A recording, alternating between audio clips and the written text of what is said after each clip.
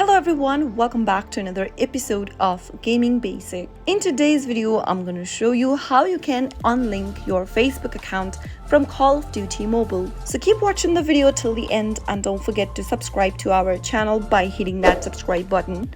Press the notification bell so that you'll never miss another upcoming upload from us. Open up your Facebook application to get started. Make sure that you're logged into your Facebook account. Once you are, tap on the menu button at the bottom right hand corner. Now tap the settings or the gear icon at the top right and scroll down and tap on apps and websites under your information. Now tap on Call of Duty Mobile from the app list. Tap on remove at the top and tap the remove button again in the confirmation pop-up. Soon after you do that, you'll be able to remove Call of Duty from Facebook. That is how it can be easily done. If the video was helpful to you, go ahead and give us a thumbs up. I'll be back soon with more videos like this. Thank you for watching.